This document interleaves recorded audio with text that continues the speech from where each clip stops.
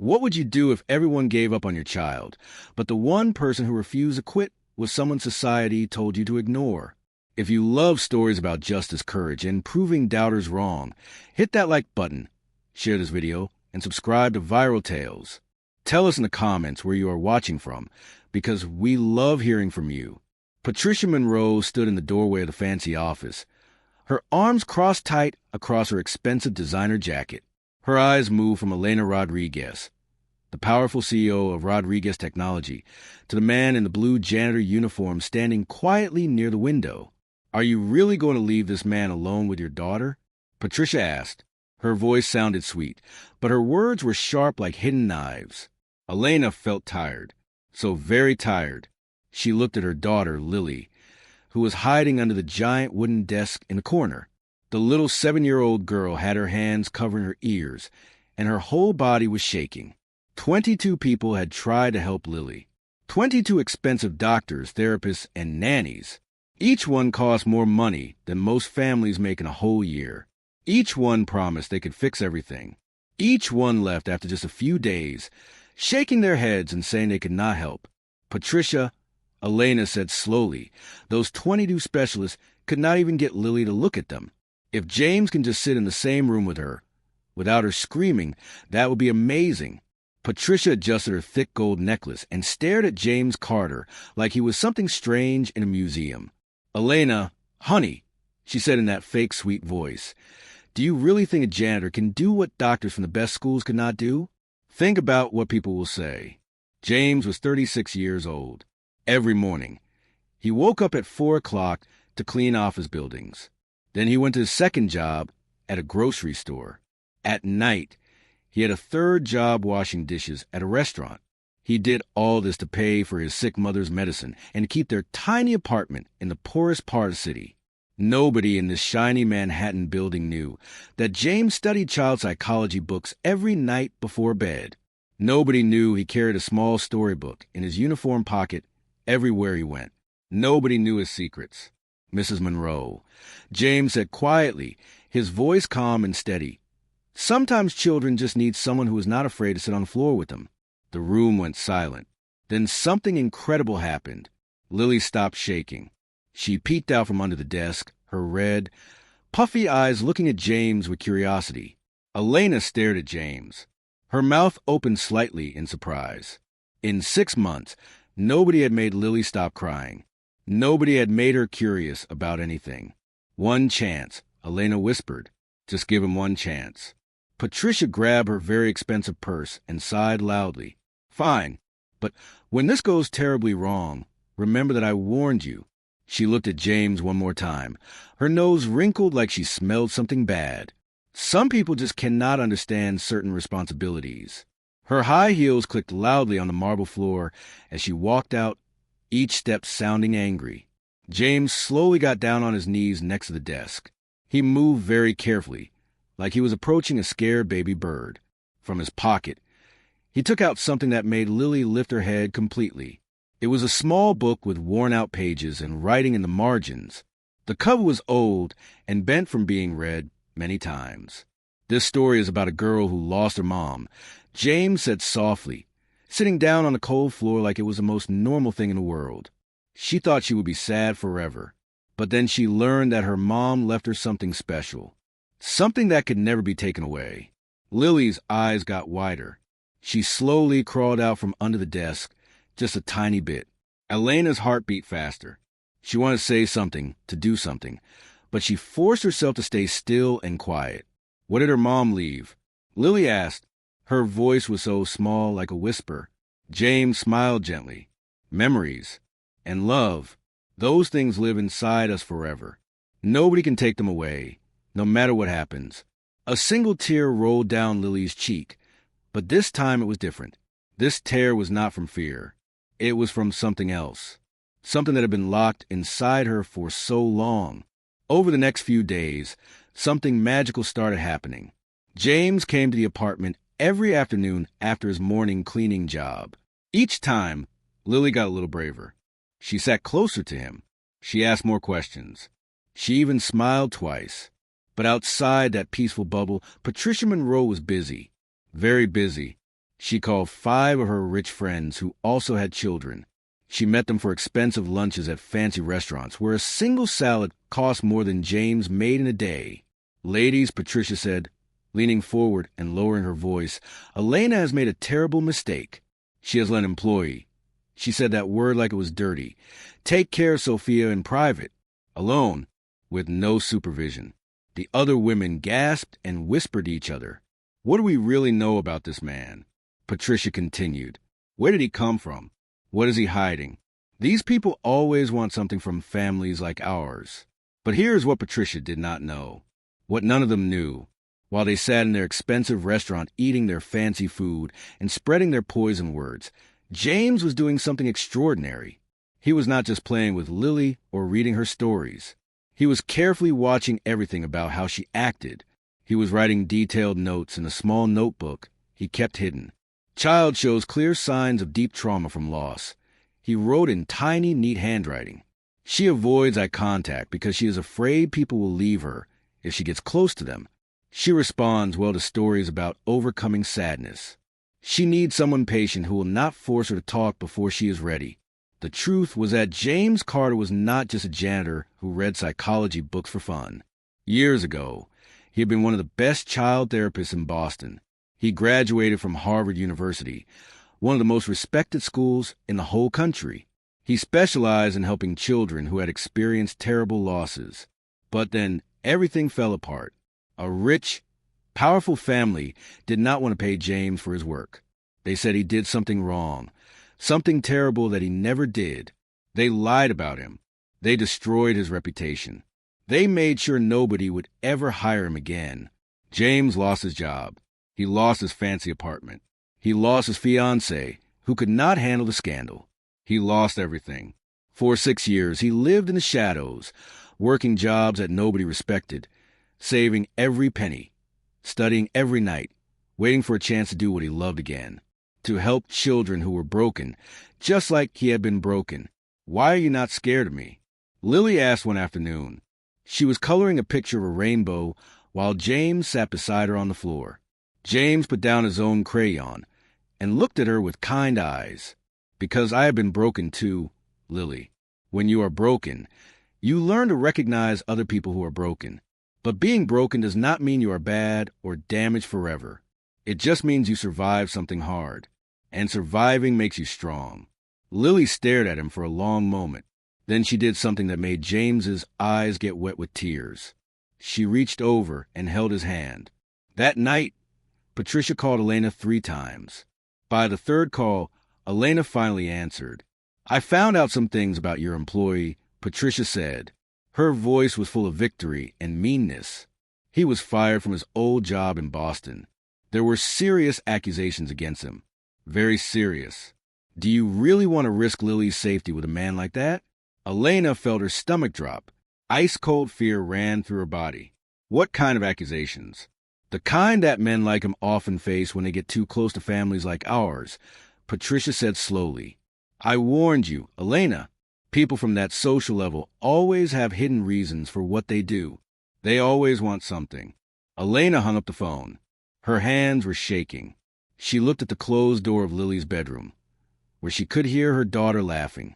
Actually laughing, for the first time in 6 months. What Patricia had discovered was only half the truth, and she had no idea that James Carter knew exactly what she was doing. He had been expecting it.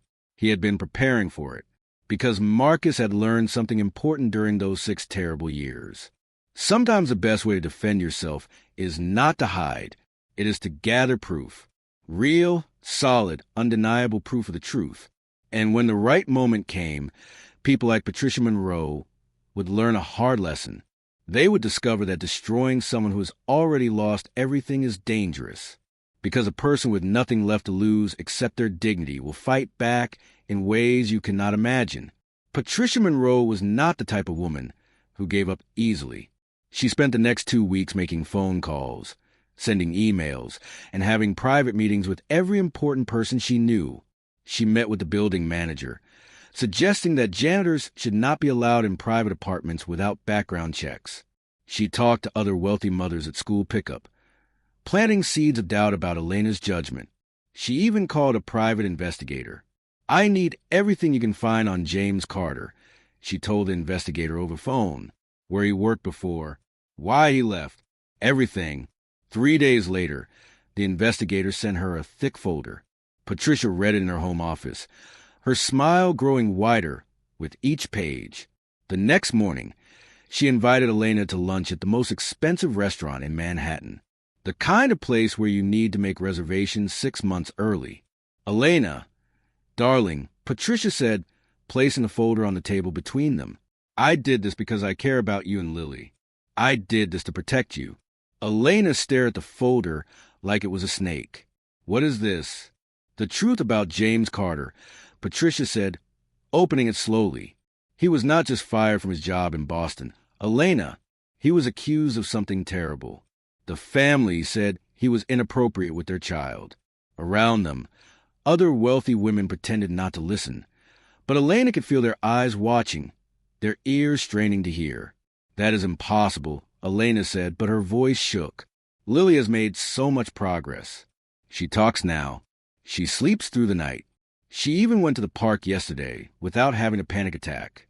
Patricia leaned closer. "These men are good at what they do.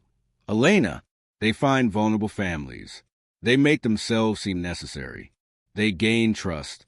And then, she did not finish the sentence, but her meaning was clear. Elena felt sick to her stomach, but something inside her, a small voice, said to wait, to not rush to judgment, to talk to James first. That afternoon, Elena came home early. She found James and Lily in the living room. They had built a blanket fort, and Lily was inside it, reading a book out loud to her stuffed animals. Elena had not heard her daughter read in 7 months, not since the accident that took her father. "James," Elena said quietly, "can we talk?" James stood up slowly. He had been expecting this. "Of course, Mrs. Rodriguez." They went to the kitchen. Elena slid the folder across the counter. James opened it and read silently. His face did not change, but his jaw got tight. "Is it true?" Elena asked. "Were you accused of misconduct?" "Yes," James said simply. "The accusation was made, but it was not true." "How can I know that?" Elena's voice cracked. "How can I trust you with my daughter when I read these things?" James took a deep breath. Then he reached into his backpack and pulled out his own folder. This one was even thicker than Patricia's. "Because I knew this would happen eventually," he said. "I have been preparing for 6 years." He opened the folder and showed Elena everything. Police reports that cleared him of all charges. Letters from other families he had helped, praising his work. Court documents proving that the family who accused him later admitted they lied because they did not want to pay his fees. Medical records showing he passed every psychological evaluation. Character references from Harvard professors. And there was more.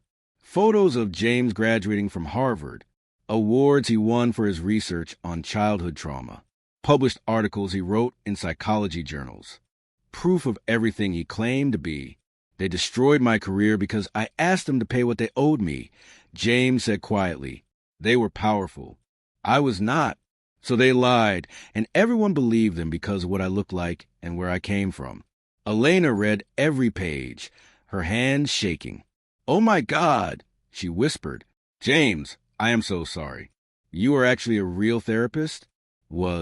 James corrected. "I cannot practice anymore. The accusation ruined my license even after I was cleared. So I work 3 jobs and study every night, hoping that someday I can find a way back to helping kids like Lily." "Why did you not tell me this from the beginning?" Elena asked. "Would you have believed me?" James asked sadly.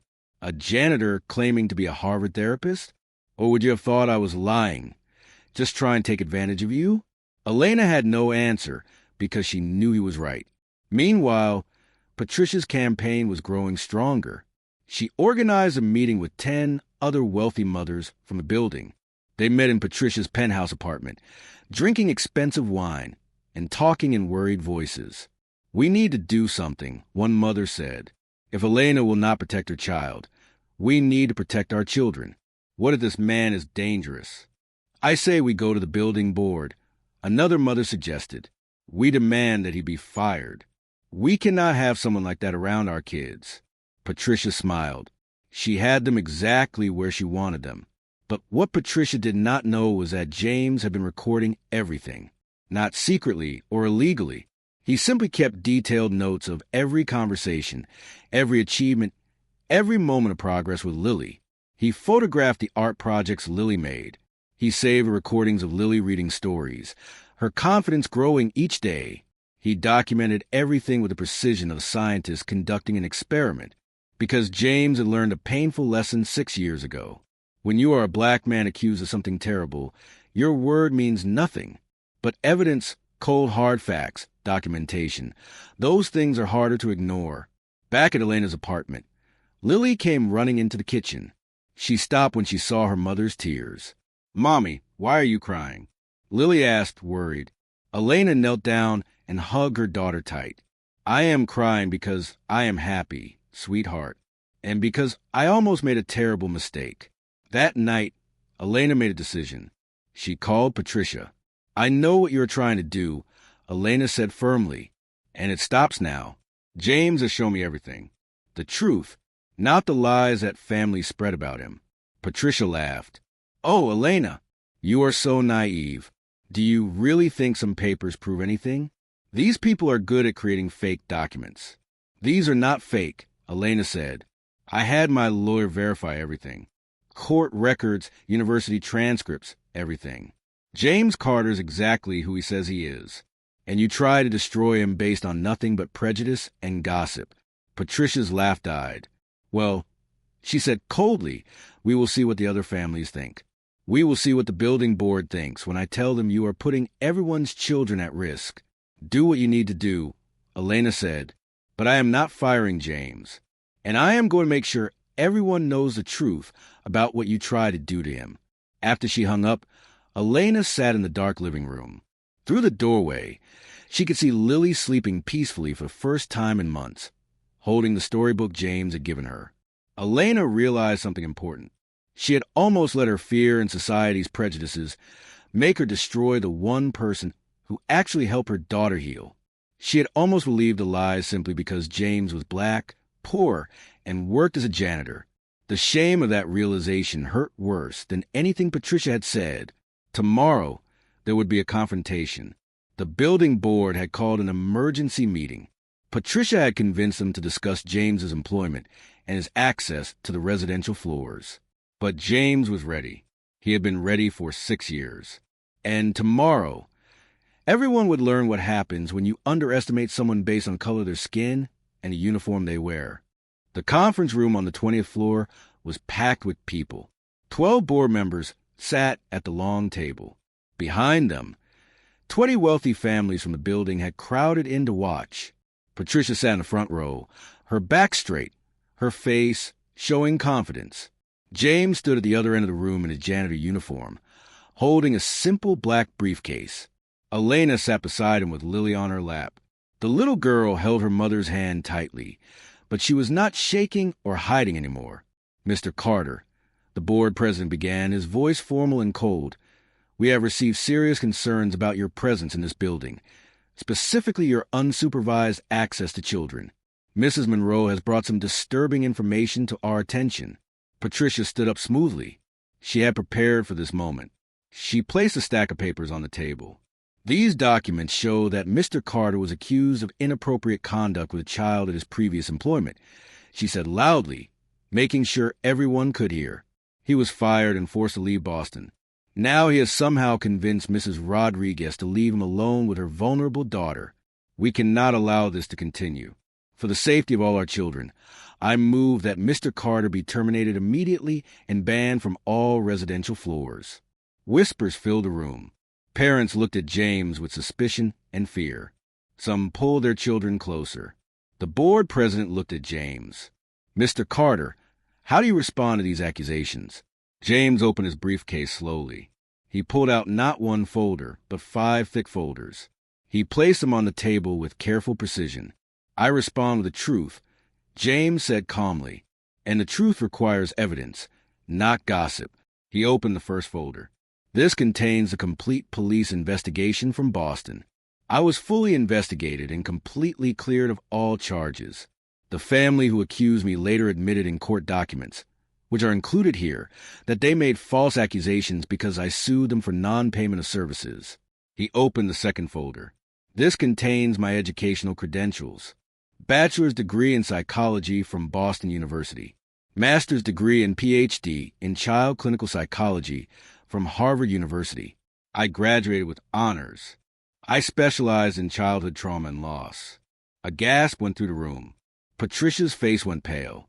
The third folder, James continued, contains letters from 15 families I worked with before the false accusations. Each letter describes how I helped their children overcome serious trauma. There are also letters from my professors and colleagues, all vouching for my character and expertise. He opened the fourth folder. This folder contains every psychological evaluation I have undergone in the past 6 years. All of them cleared me for work with children. I took these evaluations voluntarily, even though I was already cleared legally, because I want to prove beyond any doubt that I am safe and qualified. James paused and looked directly at Patricia. And this final folder contains something else. Documentation of the last 3 months with Lily Rodriguez. He spread out photos across the table. Pictures of Lily smiling, drawing, reading, playing in the park. There were charts showing her progress, notes from each session, recordings of her reading aloud with growing confidence. When I met Lily 3 months ago, James said, his voice steady and clear, she had not spoken to anyone in 6 months. She had panic attacks daily. She could not sleep. She could not go outside. 22 specialists, each costing thousands of dollars, had failed to help her. He pulled out one more document. This is a letter from Dr. Sarah Chun, one of the specialists who treated Lily before me. Mrs. Rodriguez gave me permission to contact her. Dr. Chun states in this letter that Lily's progress in 3 months with me exceeds what she expected to see in 2 years of traditional therapy. Elena stood up, still holding Lily. She faced the room with tears in her eyes, but a strong voice. I almost fired James, she said. When Patricia showed me those accusations, I almost believed them. Why? Because he is a black man in a janitor uniform, and I let that cloud my judgment. I almost destroyed the one person who actually saved my daughter. She looked at Patricia. You tried to ruin him based on lies and prejudice. You did not care about the truth. You did not care about Lily. You only cared about maintaining your sense of superiority over someone you considered beneath you.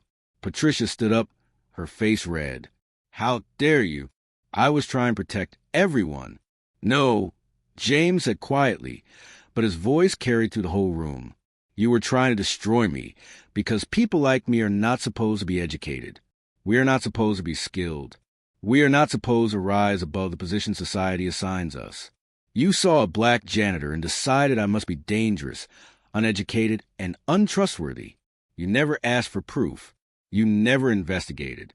You just assumed. The room was completely silent now. Even the children had stopped fidgeting. I lost everything 6 years ago, James continued, because a wealthy family decided their reputation was more important than the truth. I lost my career, my home, my future. I have spent 6 years working 3 jobs, living in poverty, studying every night, trying to rebuild my life. And the moment I finally found a way to do what I love again, to help a child who desperately needed help, you try to destroy me all over again. He closed his briefcase. But I learned something from that first experience. I learned to document everything, to keep evidence, to never again let someone destroy me with lies when I have truth on my side. The board president cleared his throat. He looked uncomfortable. Mrs. Monroe, it appears your information was incomplete and misleading. Dr. Carter. He corrected himself. Using James's proper title for the first time, has provided overwhelming evidence of his qualifications and character. One of the other board members spoke up. I move that we not only keep Dr. Carter as an employee, but offer him a position as a consultant for families in this building who might benefit from his expertise. Several people nodded in agreement. Patricia looked around, desperate, but the tide had turned completely against her. Lily suddenly spoke up, her small voice surprising everyone. James is my friend. He helped me when I was very sad. He is not scary. He is nice. Why would anyone want to hurt him? Her innocent question hung in the air, making several adults look down in shame. The vote was unanimous. James would keep his job and be offered additional consulting work. Patricia was asked to apologize publicly for spreading false information, but Patricia grabbed her purse and stormed out without saying a word. Several of her friends followed, but many stayed behind, looking ashamed. After the meeting, Elena found James in the hallway. "I am so sorry," she said again, "for doubting you, for not believing in you immediately." James smiled, but there was sadness in it. "I understand why you doubted. Society teaches us to fear certain people, to trust certain others. The important thing is that you chose truth over prejudice in the end." Over the next few weeks, word spread about what happened. 3 other families in the building asked James for help with their children. A local news station heard the story and interviewed him. Soon, other families across the city were calling. 6 months later, James opened his own practice again. Elena provided the investment money and became his business partner. The practice specialized in helping children from all backgrounds, rich and poor, because James never forgot where he came from. Patricia Monroe moved to a different building. She never apologized, but she stopped attending social functions where she might see James or Elena. Her friends slowly stopped calling her. In trying to destroy someone she considered beneath her, she had destroyed her own reputation instead. One evening, James sat with Lily in the park. She was laughing, chasing butterflies, completely free of the fear that once controlled her life. "James," Lily asked, sitting down beside him, "why did that lady hate you so much?" James thought carefully about his answer. Some people learn to judge others by what they look like or what job they have, instead of who they really are inside. "Mrs. Monroe thought she knew everything about me just by looking at my uniform. She never bothered to look deeper." "That is silly," Lily said simply. "You are the smartest person I know." James smiled and ruffled her hair. "And you are the bravest person I know. You survived something terrible, and you came out stronger."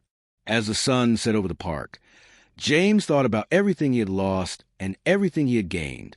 The journey had been painful, but it taught him something valuable. Your worth is not determined by what others think of you. It is determined by what you do when everyone has given up, when the world tells you that you do not matter, when society tries to keep you down. James Carter had been underestimated, discriminated against, and nearly destroyed twice. But he had survived. He had kept his dignity. He had held on to the truth. And in the end, the truth had set him free. The message was clear. Never judge someone by their appearance, their job, or their circumstances. Because the janitor cleaning your floors might be the person with the knowledge and heart to say what matters most. And underestimating someone based on prejudice does not just hurt them. It costs you the chance to see their true value. Sometimes the people society tells us to ignore are exactly the people we need most. And that is a lesson worth remembering.